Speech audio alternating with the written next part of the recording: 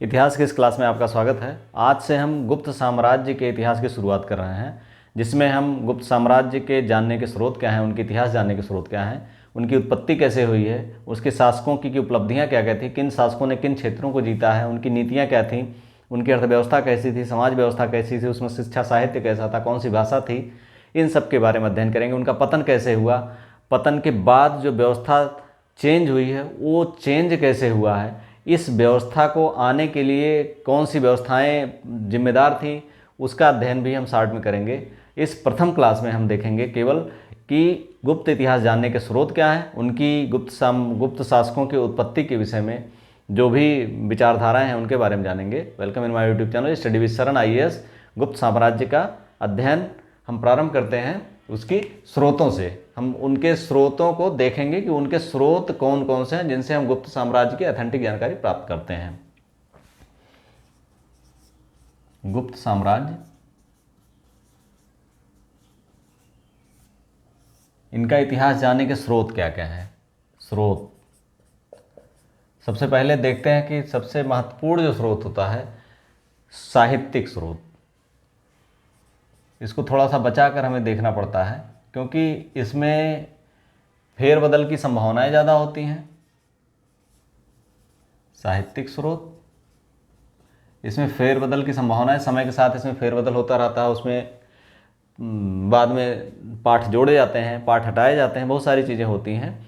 फिर भी ये बहुत महत्वपूर्ण स्रोत होता है क्योंकि कुछ न कुछ आभास यहाँ से मिल जाता है। और अगर इसको हम पुरातात्विक स्रोतों से जोड़कर देखते हैं तो हमें एक इतिहास का आभास या इतिहास लिखने की जो सामग्री होती है, कच्ची सामग्री होती है, मिल जाती है और इतिहासकार अपनी कल्पनाओं के आधार पर उसको इतिहास का पुनर्निर्माण करता है। तो साहित्यिक स्रोत में अगर हम गुप्त साम्राज्य के जानने के साहित्यिक स्रोत के बारे में अगर बात करें तो सबसे पहले पुराणों की बात आती है। पुराण में सबसे महत्वपूर्ण है इस वंश के इतिहास को जानने का गुप्त पुराण, वायु पुराण। वायु पुराण, विष्णु पुराण और ब्रह्मांड पुराण।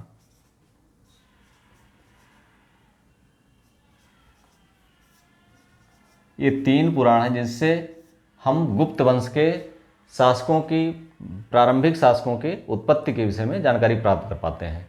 ये 3 पुराण ऐसे हैं जिनसे हम इनकी उत्पत्ति के विषय में जानकारी प्राप्त करते हैं। इसके बाद है पुराण के अलावा जो महत्वपूर्ण स्रोत हैं, सबसे ज़्यादा महत्वपूर्ण स्रोत हैं, वो है कालिदास। हालांकि ये साहित्यकार थे, संस्कृत साहित्य के इनकी बहुत सारी रचनाएं हैं, लेकिन इनकी समस्त रचनाओं में गुप्तकालीन संस्कृत की जानकारी मिलती है। जो भी संरचनाएं हैं गुप्तकालीन संस्कृत। अगला है विशाखदत्त।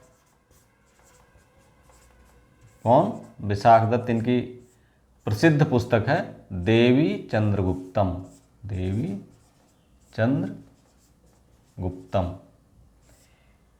ये चंद्रगुप्त द्वितीय और रामगुप्त के समय की है, जब रामगुप्त ने शक को अपनी पत्नी के बदले में अपने साम्राज्य की रक्षा का वो लिया था।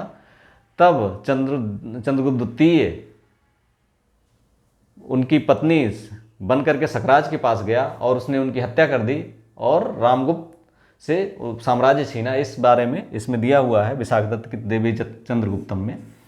तो इससे उस समय के विषय में, शासकों के विषय में, राजाओं के विषय में, आक्रमणकारियों के विषय में, इस तरह से बहुत सारी जानकारी हमें प्राप्त होती है।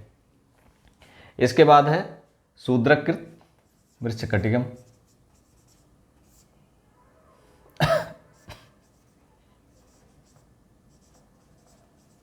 मृच्छकटिक मतलब होता है खिलौना गाड़ी।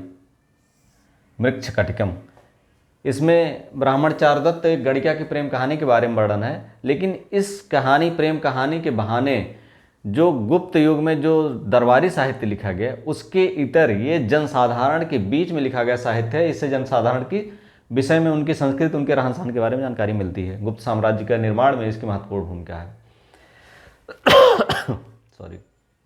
इसके अलावा बादशाहन के कामसूत्र है।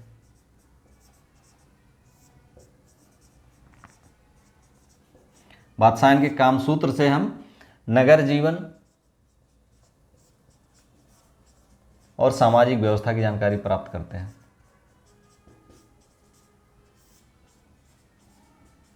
ये तो हो गई साहित्य की बात। साहित्य में इन साहित्यिक स्रोतों से पुराण, कालिदास, विशाखदत्त कृत, देवीचंद्र गुप्तम, शूद्रक की मृच्छकटिकम और वात्सायन के कामसूत्र से हम गुप्तों के बारे में जानकारी इकट्ठी करते हैं। अब इसके अलावा अगर हम और स्रोत देखें तो जो विदेशी हैं, विदेशियों के वर्णन, विदेशियों में कौन कौन से हैं? पहला तो फाह्यान है। कौन है? फाह्यान। ये फाह्यान चंद्रगुप्त द्वितीय के समय में आया था। फाह्यान चंद्रगुप्त द्वितीय यानी 375 से 75 ईस्वी से 412 ईस्वी के बीच में, सॉरी। हालांकि इसने राजनीति का वर्णन नहीं किया है।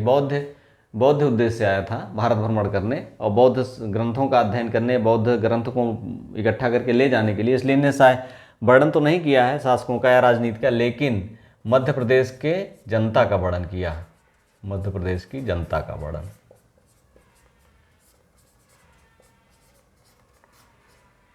इसके बाद अगला नंबर आता है, अगला जो है ह्वेनसांग। कौन है? ह्वेनसांग। ये हर्ष के समय में आया है, सब जानते हैं। हर्ष के समय में, गुप्तोत्तर काल में। इसने ये बताता है कि कुमारगुप्त प्रथम ने नालंदा विश्वविद्यालय की स्थापना की थी। कुमारगुप्त प्रथम ने नालंदा विश्वविद्यालय की स्थापना की थी। पहला तो ये बताता है कि कुमारगुप्त प्रथम ने नालंदा विश्वविद्यालय की स्थापना की थी।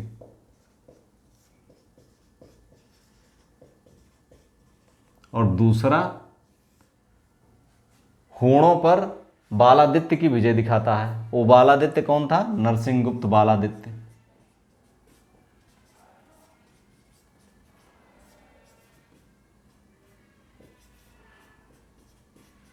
अब इससे, इन स्रोतों से, साहित्यिक स्रोत हैं, इनसे हम गुप्त साम्राज्य के इतिहास के निर्माण की एक जो है आउटलाइन खींच सकते हैं।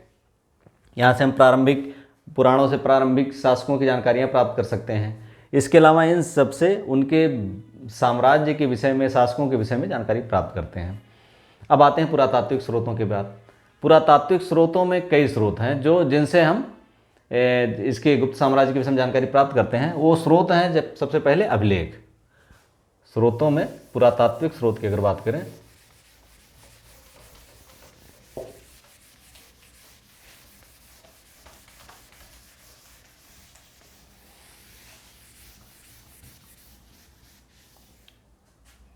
पहले तो हो गए साहित्यिक स्रोत,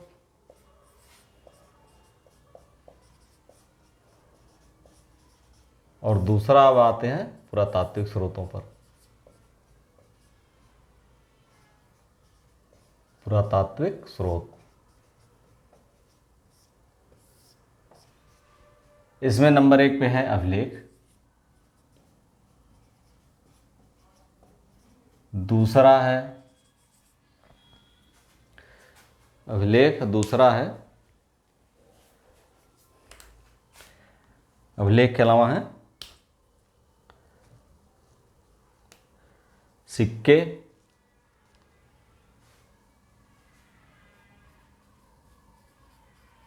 और तीसरा है स्मारक।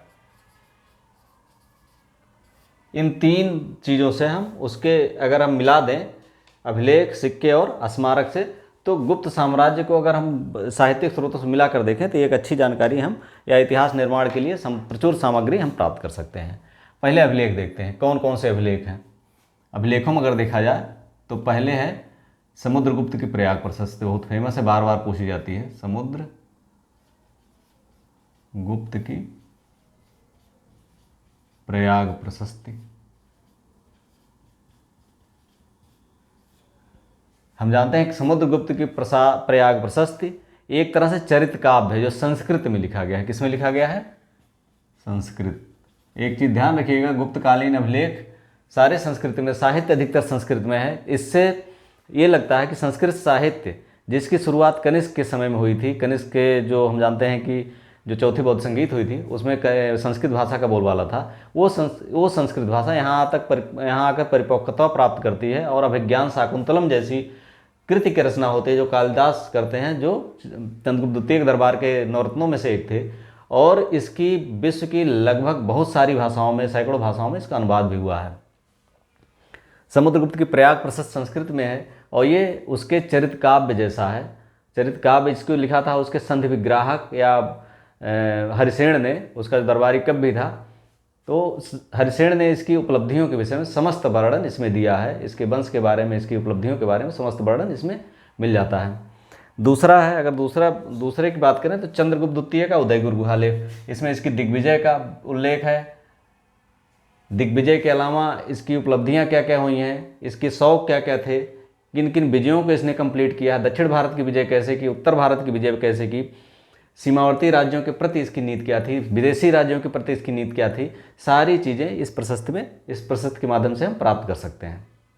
इसके अलावा है चंद्रगुप्त द्वितीय का उदयगिरि गुहालेख, चंद्रगुप्त द्वितीय का उदयगिरि गुहालेख, इसमें उसकी चंद्रगुप्त द्वितीय की दिग्विजयों के बारे में वर्णन दिया गया है। चंद्रगुप्त द्वितीय की जो किन किन जगहों को उसने जीता, इसकी क्या क्या उपलब्धियां थी। इसके अलावा अगला अगर हम देखें तो कुमारगुप्त का पूर्वी बंगाल के लेख, सबसे ज़्यादा अभिलेख इसी के पाए गए हैं कुमारगुप्त के। और जो पूर्वी बंगाल के लेख हैं, पूर्वी बंगाल, इससे पता चलता है कि अधिकतर अभिलेख इसके पूर्वी बंगाल में पाए गए हैं, इसलिए जो है इससे लगता है कि समस्त बंगाल पे इसका अधिकार मुकम्मल हो चुका था उस समय तक। इसके अलावा हम देखते हैं इन अभिलेखों के अलावा स्कंदगुप्त का भित्रीय स्तंभ लेख, स्कंदगुप्त का भितरी स्तंभ लेख, इससे हम गुप्त साम्राज्य पर जो हूण आक्रमण होता है उसके बारे में जानकारी प्राप्त करते हैं कि हूणों के आक्रमण को किस तरह से इसने विफल किया था चंद्रगुप्त द्वितीय ने। इसके अलावा और जो अभिलेख प्राप्त होते हैं, इसका जूनागढ़ अभिलेख, इसी का स्कंदगुप्त का जूनागढ़ अभिलेख,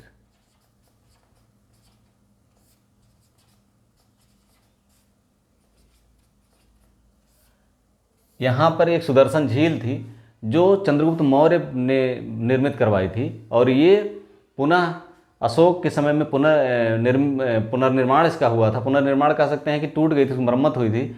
और जब आगे चलकर रुद्रदामन के जूनागढ़ अभिलेख से भी इसकी पुष्टि होती है कि उसने भी इसकी मरम्मत जब टूट गया था कराई थी, और वो उसकी मरम्मत पुनः स्कंदगुप्त ने पुनः कराई थी, उसके चक्रपालित ने करवाई थी, जो पर्णदत्त का पुत्र था। और पर्णदत्त उसमें वहाँ का शासक था सौराष्ट्र का। तो इस तरह से इसके जूनागढ़ अभिलेख से भी इस शासक के विषय में जानकारी प्राप्त होती है। ये तो हो गए अभिलेखों के बाद जो इसके विषय में और साहित्य से मिलाकर हम देखने से प्राप्त कर सकते हैं। दूसरे हैं सिक्के। अगर सिक्कों की बात करें, यहाँ से लिख देते हैं सिक्के। सबसे पहले चंद्रगुप्त प्रथम, एक सिक्का इसका चांदी का मिला है। कई बार पूछा गया कि चांदी के सिक्के सर्वप्रथम किस गुप्त शासक ने चलाए, तो एक सिक्का इसका मिला है चंद्रगुप्त प्रथम का चांदी का। जिससे लगता है चंद्रगुप्त प्रथम ने ही सबसे पहले चांदी के सिक्कों की शुरुआत की। चंद्रगुप्त प्रथम या पहला शासक जो सार्वभौम शासक था चंद्रगुप्त प्रथम। इसके जो पहले सिक्के जो प्राप्त हुए हैं, इसमें कुमार देवी और चंद्रगुप्त एक सिक्के पर एक पटल पे हैं और दूसरे जो है दूसरे पटल पे लिच्छवयः लिखा हुआ है, यानी लिच्छवी राजकुमारी से विवाह की सूचना देते हैं। और राजा किस तरह से विवाह द्वारा अपने संबंधों को मजबूत करते हैं, इसके बारे में इसमें जानकारी मिलती है। तो लिच्छवी प्रकार कह सकते हैं, लिच्छवयः लिखा हुआ दूसरे पद पे। सिक्के पहले जान लीजिए, सिक्के जो है जो होते थे इसमें रजत सिक्के थे, स्वर्ण सिक्का, स्वर्ण को दीनार कहा जाता था। रजत, गुप्त काल में जो सिक्के रजत थे उनको रूपक या रुपयक कहा जाता था। और जो तांबे का सिक्का होता था, तांबे का सिक्का, उसे मासक कहा जाता था। क्या कहा जाता था? मासक। 3 तरह के सिक्के होते थे। चंद्रगुप्त प्रथम का जो इस तरह का सिक्का है, इसके शादियों की सूचना देता है, शासक के बारे में बताता है, शासक की नीति के बारे में बताता है, किस तरह से अपने संबंधों को मजबूत करने के लिए उसने विवाह संबंधों का सहारा लिया। लिच्छवी चूंकि मजबूत थे, समुद्रगुप्त भी अपने आप को लिच्छवी दौहित्र कहा करके अपने आप को गौरवान्वित महसूस करता है, जिससे लगता है कि चंद्रगुप्त लिच्छवी जो है गुप्त काल में अत्यंत समृद्धशाली अवस्था में थे। दूसरे तरह के सिक्के हैं, जैसे समुद्रगुप्त के सिक्के। समुद्रगुप्त का जो सिक्का प्राप्त होता है, इसमें अश्वमेध प्रकार के, जैसे समुद्रगुप्त के अश्वमेध प्रकार, तो ये अश्वमेध प्रकार के जो सिक्के हैं उसके बारे में पूरी जानकारी देते हैं कि किस तरह से इसने दिग्विजय किया था, पूरे भारत को इसने विजित किया था। अश्वमेध। इसके बाद समुद्रगुप्त के बाद जो है मध्य प्रदेश और एरण से, मध्य प्रदेश के एरण और भिलसा से रामगुप्त के सिक्के में प्राप्त हुए हैं। रामगुप्त के सिक्के प्राप्त हुए हैं। तो देवी चंद्रगुप्तम में जो विशाखदत्त की देवी चंद्रगुप्तम थी, उसके जो रामगुप्त का उल्लेख किया गया है, जिसने अपनी पत्नी को सकराज को दिया था, उसकी ऐतिहासिकता अन्य जगहों से नहीं पुष्टि होती है, लेकिन उसके सिक्के चूंकि एरण और भिलसा से प्राप्त हुए हैं, तो इससे उसकी ऐतिहासिकता की पुष्टि हम यहाँ से कर सकते हैं। इसके अलावा अगर हम आगे देखते हैं तो आगे जो है स्मारक की बात करते हैं। स्मारक कौन कौन से हैं? तो हम जानते हैं कि जो गुप्तकालीन स्मारक हैं उसमें बहुत ही सबसे पहले मंदिर निर्माण की परंपरा शुरू होती है। मंदिर निर्माण की, जैसे देवगढ़ का दशावतार मंदिर, देवगढ़ का दशावतार मंदिर, ये मंदिर निर्माण या नागर शैली के निर्माण की प्रारंभिक अवस्था थी। पंचायतन व्यवस्था थी, यानी एक मुख्य गर्भगृह में एक मुख्य देवता होता था, उसके चारों तरफ जो दरबार की तरह बनाया जाता था। तो पंचायतन श्रेणी आज भी मंदिरों में वही व्यवस्था है, नागर शैली के पंचायतन व्यवस्था यहाँ शुरू होती है। मंदिरों में देवी देवताओं की मूर्तियाँ उत्कीर्ण करने की परंपरा यहाँ शुरू होती थी। देवगढ़ का दशावतार मंदिर, इसके अलावा भूमरा का शिव मंदिर, भूमरा का शिव मंदिर, नचना कुठार का पार्वती मंदिर, ये सब मध्य प्रदेश में है। कुठार का पार्वती मंदिर,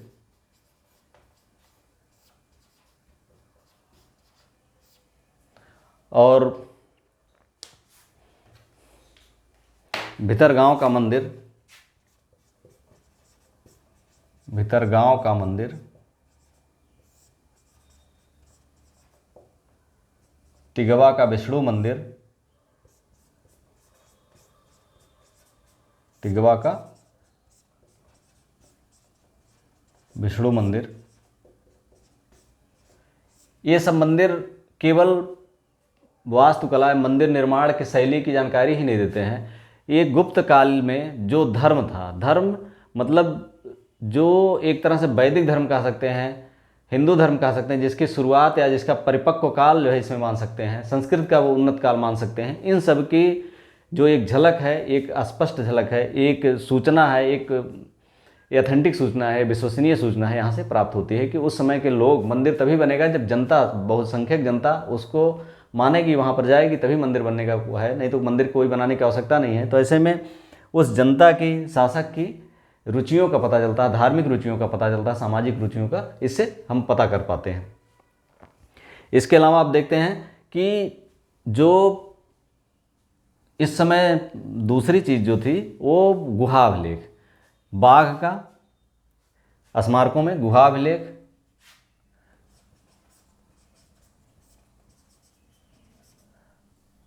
गुहा वास्तुकला कह सकते हैं, गुहा वास्तुकला। इसमें बाघ की गुफाएं गुप्तकालीन हैं, बाघ की गुफाएं, और दूसरी अजंता की। अजंता की गुफाएं हम जानते हैं कि बहुत ही फेमस है, विश्व प्रसिद्ध चित्रकारी है। इसमें 16-17 नंबर की गुफा वाकाटकों के समय में अधिकतर निर्मित हुई थी। इसमें 16-17 की गुफा, नंबर 16-17 को तो चित्रशाला कहा जाता है। तो ये 16-17 नंबर की गुफाएं गुप्तकालीन हैं। इससे हम गुप्तकालीन के कला के बारे में विस्तृत जानकारी, किस उन्नत स्तर पर यहाँ पर रंगों का निर्माण होता था जो आज भी छीड़ नहीं पड़े हैं, वहाँ पर जो शासकों की जीवन शैली थी, जनसामान्य की जीवन शैली थी, शासकों की जीवन शैली थी, उसके बाद जो है धर्म प्रचारकों की जीवन शैली थी, सारी की जानकारी हम यहाँ से प्राप्त कर सकते हैं। धर्म सहिष्णुता के बारे में जो भावनाएं थी लोगों की, वो यहाँ से धार्मिक सहिष्णुता की भावनाएं थी, उनको हम यहाँ से प्राप्त कर सकते हैं, जानकारी प्राप्त कर सकते हैं। तो इस तरह गुप्तों के निर्माण की समस्त इतिहास निर्माण की जो समस्त रॉ मटेरियल है, कच्चा मटेरियल है, हम इन चीज़ों को मिलाकर अगर देखें तो हमें प्राप्त हो जाएगा और हम गुप्त साम्राज्य के इतिहास को बखूबी लिख सकते हैं अगर सावधानी से, सूक्ष्मता से इन अभिलेखों का निरीक्षण करें। अब इनकी उत्पत्ति के बारे में बात करते हैं। इनकी उत्पत्ति के बाद जितना विवाद इनकी उत्पत्ति के समय में गुप्तों की, उतना किसी अन्य वंश के शासकों के समय में नहीं हुआ है। ऐसा माना जाता है कि इन सारी वंश के विषय में, तो इनका वंश कौन सा है, चूँकि गुप्त लगा है तो अधिकतर शासक या अधिकतर विद्वान मानते हैं कि ये वैश्य थे। इसके बाद कुछ विद्वानों का मत है कि ये शूद्र थे, शूद्र की उत्पत्ति थी इनकी। तीसरा, कुछ लोग मानते हैं क्षत्रिय थे चूँकि शासक थे। चौथा जो महत्वपूर्ण है, प्रभावती गुप्त का, जो वाकाटक नरेश रुद्रसेन तृतीय की पत्नी थी और चंद्रगुप्त द्वितीय की पुत्री थी। चंद्रगुप्त द्वितीय गुप्त शासक था, इसकी पुत्री कौन थी? प्रभावती गुप्त थी। और प्रभावती गुप्त जो है वाकाटक नरेश जो अपने आप को विष्णुवृद्धगण गोत्र का ब्राह्मण कहते हैं, उस वंश में प्रभावती गुप्त का विवाह हुआ था। और प्रभावती गुप्त के पूना ताम्रपत्र में उसे धारण गोत्र का बताया गया है। किस गोत्र का? धारण गोत्र का बताया गया है, जिससे ब्राह्मण होना उसका सिद्ध होता है। और धारण गोत्र, हेमचंद्र राय चौधरी ने इसको सिद्ध किया कि धारण गोत्र जो अग्निमित्र था, पुष्यमित्र शुंग का वंश का अग्निमित्र था, इसकी प्रधान महिषी धारिणी थी, उसके वंश से ये संबंधित है धारण गोत्र। तो इससे लगता है कि गुप्त लोग सबसे ज़्यादा सटीक तर्क जो है इसके ब्राह्मण होने का से पुष्टि होती है। हालांकि इसके जो है विभिन्न विद्वानों के अपने अपने मत हैं, लेकिन जो तार्किक पुष्टि होती है और अभिलेखीय साक्ष्य से जिसकी पुष्टि होती है, उससे ये लगता है कि ये ब्राह्मण थे, क्योंकि पूना ताम्रपत्र में स्पष्ट रूप से प्रभावती गुप्त ने अपने आप को धारण गोत्र कहा है। और धारण गोत्र उसके पिता का ही रहा होगा, क्योंकि उसके पति रुद्रसेन तृतीय विष्णुवृद्ध गोत्र के थे। अब विष्णुवृद्ध गोत्र का वो हो नहीं सकती है, अतः उसने अपने आप को धारण गोत्र ही कहने का मतलब है कि उसका चंद्रगुप्त द्वितीय धारण गोत्र का था। और अपने छोटे पुत्रों के अभिभावकत्व में वो करती थी। रुद्रसेन तृतीय अल्पायु में मर गया था, तो इससे और लगता है कि वो पिता से सराय में सबरा लेती थी, अपने आप को गौरवान्वित महसूस करती थी। उसमें गुप्त साम्राज्य बहुत सशक्तशाली था, तो इसलिए उसने निश्चित तौर पे अपने पिता के ही गोत्र का उल्लेख किया होगा। इस तरह से हमने उसकी उत्पत्ति, उसके वंश की उत्पत्ति और उसके किन स्रोतों से गुप्त इतिहास का निर्माण किया गया है उसके बारे में इस वीडियो में हम अच्छी तरह से जान गए हैं। वीडियो अगर अच्छा लगा हो तो like, subscribe and share. Thank you for watching.